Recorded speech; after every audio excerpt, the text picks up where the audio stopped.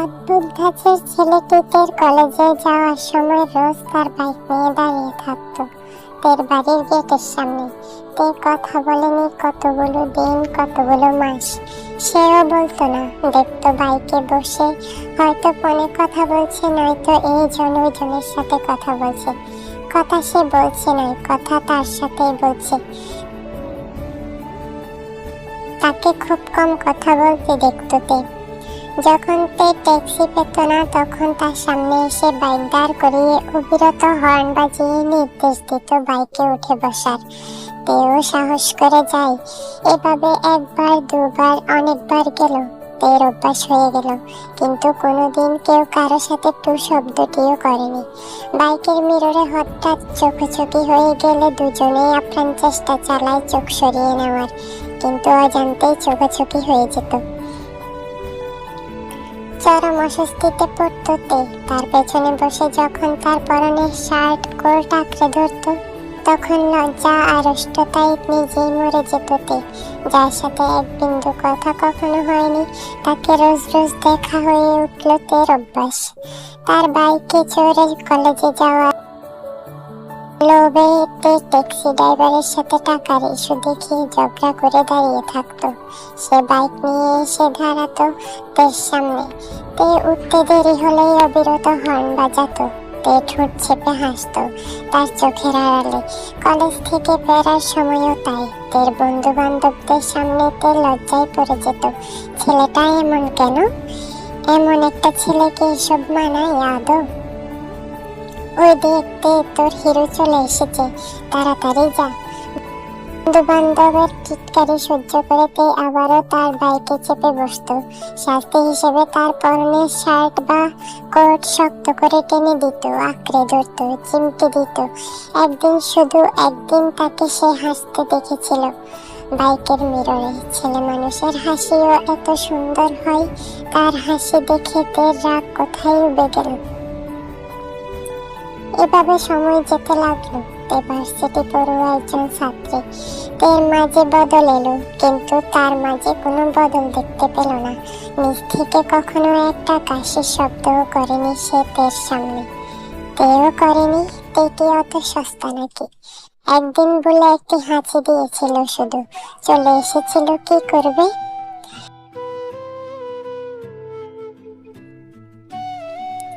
তে ভার্সিটিতে ফ্রেন্ডদের সাথে ফুচকার দোকানে ঢোকার সাথে সাথে সে কোথা থেকে বাইক নিয়ে উড়ে আসতো। ছেলে বন্ধুরা তের দিকে বাঁকা চোখে তাকাতো। সে জোরে জোরে আওয়াজ করে হর্ন বাজাতো। তার রাগের কারণ তে কেন ছেলে বন্ধুদের সাথে ফুচকা খাবে? বাসার কাছে বাইক থামিয়ে তের দিকে বাড়িয়ে দিত বক্স ভরা ফুচকা। তার উপর সাদা কাগজে লেখা থাকতো, বাইরের খাবার অস্বাস্থ্যকর। তে তাকাতো না তার দিকে। বক্সটা হাতে নেওয়ার সাথে সাথে তাকে আর দেখা যায় না। নিরুদ্দেশ। সময়ের সাথে পাল্লা দিয়ে সব পরিবর্তন হয়। অভ্যাস পাল্টায়, মানুষের রুচি পাল্টায়, মানুষও হয়তো বদলায়। তে দাঁড়িয়ে থাকে গেটের সামনে। কেউ বাইক নিয়ে সামনে এসে আর দাঁড়ায় না। ট্যাক্সি ড্রাইভারকে ফিরিয়ে দেয়, তারপরও আসে না। ভার্সিটি থেকে বের হয়ে দাঁড়িয়ে থাকে ঘন্টার পর ঘন্টা। কেউ আসে না। ফুচকার দোকানে ইচ্ছে মতো ঘুঘরাসে ফুচকা গেলে আচমকা বাইকের হর্ন বেজে ওঠে না। তে অপেক্ষা করে তার জন্য। তের কান অপেক্ষা করে তার বাইকের হর্ন শোনার জন্য। তের দু চোখ অপেক্ষা করে তাকে একটিবার দু চোখ ভরে দেখার জন্য, কিন্তু সে আসে না। একবারও আসে না। ছেলেটা কি বদলে গেল? তের অভিমান পাল্লা দিয়ে সম পরিমাণে বাড়তে লাগলো। তার প্রতি তের একরাশ অভিমান জমা হলো। অভিযোগগুলোকে মনের খাঁচায় বন্দি করলো তে। রাত হলে চোখের জলে ভেসে যেত তের মাথার নিচের বালিশ আপনা আপনি, ওই অদ্ভুত ছেলেটার জন্য, যার সাথে কখনো দুদণ্ড তো দূরে থাক একটি শব্দ উচ্চারণ করেনি। আজব মন তের। তে ভাবে, সে কি পাগল? ওই পাগল ছেলেটার জন্য সে কেন কাঁদছে? নির্জীব প্রাণীদের মন বোঝা বড় দায়। তারা তো মুখ ফুটে কিছু বলতে পারে না, শুধু ভেতর ভেতর দুঃখে মরে। তেও ঠিক তার মতো কিছুই জানতে পারলো না। বাবা মা বিয়ের জন্য শুরু করলো তোড়জোড়। এতদিনে চেপে থাকা অভিমান এবার মাথা ছাড়া দিয়ে উঠলো। এখনো কি সে আসবে না? কোথায় খুঁজবো আমি তাকে? কোন শহরে থাকে সে? কোথায় তার বাড়ি? নিশ্চুপ অভিমানের পাল্লা এতটাই ভারী হলো যে তে বিয়েতে মত দিল, কেঁদে কেটে ভাসালো বুক। সবাই এটা ওটা জানতে চাইলো, পছন্দ পছন্দ জানতে চাইলো। তে কিচ্ছুটি বলল না, একেবারেই রাজি রাজি রাজি বলে দিল। আর কারো কথা ভাববে না বলে শপথ করলো। কিন্তু তারপরও সে তাকে বলতে পারে না। সে প্রতিটি ক্ষণে ক্ষণে বিচরণ করে তের আশেপাশে, তের মনের গহীনে। তে এবার বেশ ভালোভাবে বুঝে গেল তে ওই ভালোবাসা নামক শব্দটির সাথে জড়িয়ে গেছে। তার মানে তে তাকে ভালোবাসে, কিন্তু কোথায় সে? তে বাচ্চা কাচ্চার মা হলে কি সে আসবে, দেখা দেবে, রেগে উড়াদুরা গাড়ির হর্ন বাজাবে? হবু বরের ছবি যখন হাতে নিল তে চোখ ঝাপসা হয়ে এলো। তে আবারও তার মুখাবয়ব দেখতে পেল। আসলেই তে পাগল। হবু বরের সাথে ফোনে কথা বলতে বললেও তে কানে ফোন চেপে বসে থাকে। বেচারা হয়তো তার ইগনোরেন্স বুঝতে পেরেছে, তাই কিচ্ছুটি বলে না। দীর্ঘশ্বাস ফেলে ফোনটা রেখে দেয়। কি আশ্চর্য, সেই নিঃশ্বাসের শব্দটাও তের ওই ছেলেটার মনে হলো। তে সত্যিই পাগল। ওই অদ্ভুত ছেলেটা তাকে পাগল বানিয়ে ছেড়েছে। বাসায় হবু বরের বাবা চাচারা এসেছেন। বরের বাবা আমজন আর চাচা মিনহু তেকে তাদের সামনে এনে বসালো তে মা আয়ু। তে সবাইকে উদ্দেশ্য করে সালাম দিল। আসসালামু আলাইকুম। ওয়ালাইকুম আসসালাম। মা কেমন আছো? আলহামদুলিল্লাহ। তা মা তোমার নাম কি? কিম তেহিও। মাশাআল্লাহ, অনেক সুন্দর নাম। মেয়ে আপনার ভারী মিষ্টি। জেহক সাহেব। আলহামদুলিল্লাহ, আমার ছেলের বউ করলে আমি ওকেই করব। কি মা, হবে তো আমার বৌমা? তে মুচকি হাসলো নামজনের কথায়।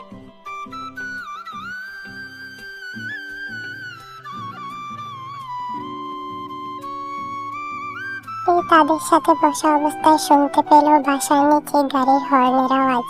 বাইকের না হয় কারের হবে। মনটা আচমকা খুশিতে লাফিয়ে উঠল, কিন্তু পর মুহূর্তে ভয়ে কলিজা শুকিয়ে গেল তে।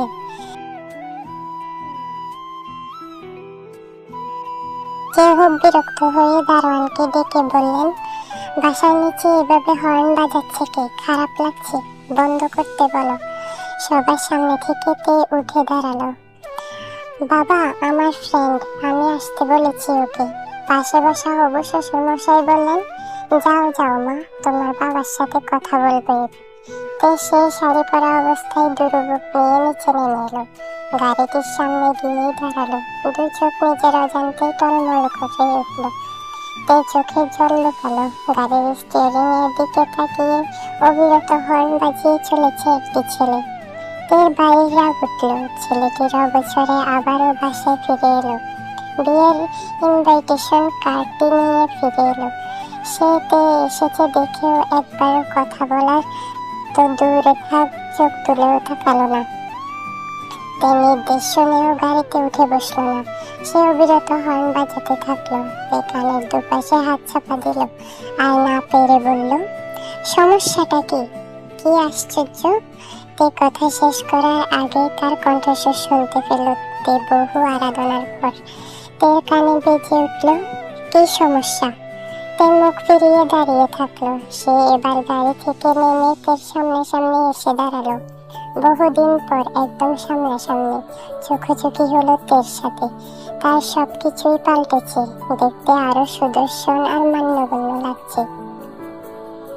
তের দিক থেকে সে তার চাহনি সরিয়ে নিয়ে গাড়ির দরজা খুলে দেয়। তে তার উদ্দেশ্য বুঝতে পেরে গাড়িতে গিয়ে উঠে বসে। শুনশান নীরবতায় কাটলো পুরো রাস্তা। মনে হচ্ছিল সে তের মতো চেষ্টা চালিয়ে যাচ্ছিল নিঃশ্বাস আটকে রাখার, যাতে তার নিঃশ্বাসের শব্দ তে শুনতে না পায়। গাড়ি থেকে বাইরে তাকাতেই তে হতবাক। তের সব বন্ধু বান্ধব দাঁড়িয়ে আছে পার্কের মাঠের ঘাসের উপর। তে তাকে পাত্তা না দিয়ে তাদের কাছে ছুটে গেল। এই তো তেরা এসে গেছে। তে, জিমিন, ইউনো, সুগা, ওরা সবাই কলেজ লাইফ থেকে ফ্রেন্ড। ওরা সবাই তেকে দেখে বাহবা দিল। বাহ, বেশ মানিয়েছে তো। তে ব্রু কঞ্চন করে শুধু তাকিয়ে থাকলো। মানে কি বলছিস তোরা? তের কথা শেষ হওয়ার আগে সবাই হঠাৎ সমস্যারে বলে ওঠে, জাঙ্কুক ভাই, বউ বড্ড রাগী আপনার, সামলাতে প্রচুর ব্যাগ পেতে হবে। তে তাদের কথা শুনে পেছনে ফিরে তাকালো, তাকে দেখে চুপ মেরে গেল। তার নাম জাঙ্কুক? তার বউ? সে বিয়েও করে নিয়েছে? তার দিকে তাকাতেই সে খানিকটা হেসে গাল ঘুরিয়ে অন্যদিকে চলে গেল। তে তার হাতে থাকা কার্ডটি ছুঁড়ে মারল বন্ধুদের দিকে। কান্না পেল। তারা ক্যাচ করে ধরে কার্ডটি জোরে জোরে পড়া শুরু করলো। তে নিজের অজান্তে মাথায় হাত দিল, তাড়াহুড়ো করে কেড়ে নিয়ে নিজেই আবার চোখ বুলালো তাতে। বাবা, তে বিয়ে ঠিক হয়ে গেল, এখনো বরের নামটাই দেখলি না? বন্ধুদের হাসি তামাশা শুনলো না তে। ওই লোকটার পিছু পিছু দৌড়ে গেল। জাঙ্কুকের দৌড়ে যাওয়ার শব্দ পেয়ে পিছু ফিরে দাঁড়ালো। পকেটে হাত পুরে চেয়ে রইল তের দিকে অপলক। বেশ খানিকক্ষণ পর জাঙ্কুক মুখ খুলল। তার সুদর্শন হাসিটা তেকে উপহার দিয়ে বলল, লুকিং সো প্রিটি। তের রাগ লাগলো। তে কার্ডটা তার দিকে ছুঁড়ে মারল। জাঙ্কুক মুখটা অন্যদিকে করে ফেলে। জাঙ্কুকের মুখে কার্ডটি পড়া আটকালো। তারপর অনেকক্ষণ নীরবতায় কাটলো। মিনিট 10 যেতেই জাঙ্কুকদের দিকে এগিয়ে এসে বলল, ফোনে কথা না বলার কারণটা কি? আমি কি শুধু নিঃশ্বাসের আওয়াজ শোনার জন্য কল দিই? তে চমকালো। বাহ, শুধু কথা নয়, এ তো দেখি ধমকাতেও জানে। তে চুপ থাকলো। তারপরও জাঙ্কুক এই প্রথম তের হাতটা ধরল। হাতের ভেতর একটি বকুল ফুল দিয়ে বলল, আমার লুকোতেই হতো। আমার অনুপস্থিতিতে এই টের পাইয়ে দেওয়ার জন্য। আমারও কিছু উপলব্ধি করার প্রয়োজন ছিল। খুব দূরে যেতে হয় মাঝে মাঝে, খুব কাছে আসার জন্য। আমি এই জন্যই গিয়েছিলাম। শুধু বাইক নিয়ে প্রেমিকের পেছন পেছন ঘুরলে তো হবে না, ক্যারিয়ার বিল্ড আপ করতে হবে। এই জন্যই কিছু সময় আরামে থাকা। খুব কষ্ট দিলাম কি? এই জাঙ্কুকের কথা শুনে হতবাক হলো। খুশিতে তের চোখ জোড়া চকচক করে উঠল। জাঙ্কুকের বুকে কিল ঘুষে যা পারলো তাই দিল। জাঙ্কুক তেকে তার বাহুবন্ধনে আবদ্ধ করে বলল, আমি প্রেমিক হিসেবে খুব চুপচাপ, কিন্তু বর হিসেবে কিন্তু খুব বাচাল হব। সামলাতে পারবেন তো? তে পরম আবেশে মাথা রাখলো জাঙ্কুকের বুকে, বলল, খুব পারবো। জাঙ্কুক হেসে তেকে আরো শক্ত করে জড়িয়ে ধরে বলেন, এভাবে ধরে রেখেছেন কেন? ছাড়ুন। তে অবাক হলো। নিজেই ধরে রেখে আবার তেকে বলছে তে নাকি ধরে রেখেছে। তে ছোটার জন্য নড়চড়তেই জাঙ্কুক আরো শক্ত করে জড়িয়ে ধরল। বলল, এই হুটহাট রেগে শান্তভাবে রাগ ঝাড়া মেয়েটাকেই আমি শুরু থেকে খুব ভালোবাসি, খুব বেশি। তে হুট করে মাথা তুলে তাকালো জাঙ্কুকের দিকে, বলল, আমি শুনতে পাইনি, কি বললেন?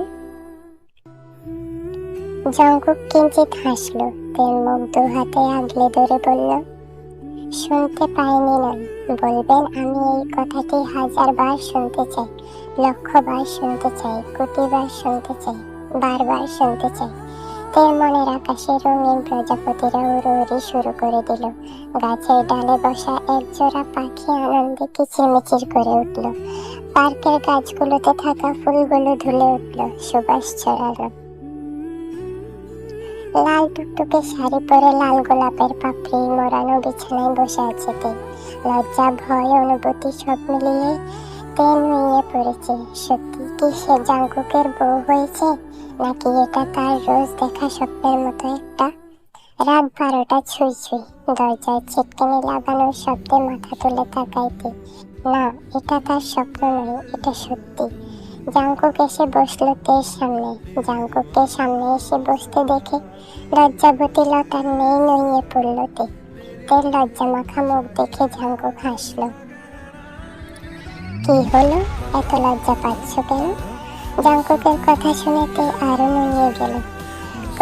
কই, আমি লজ্জা পাচ্ছি না তো। তাই? জাঙ্কুক 2 হাতের মাঝে তের মুখ উঁচু করে তুলে কপালে আলতো করে চুম্বন দিল। তে আবেশে দু চোখ বুজে নিল। লজ্জা অনুভূতি ভয় সবটা একসাথে মাথা চাড়া দিয়ে উঠল। লজ্জাবতী, প্রেমিক হিসেবে তো কথা বলিনি আমি, এখন খুব কথা বলবো, সহ্য করতে পারবে তো?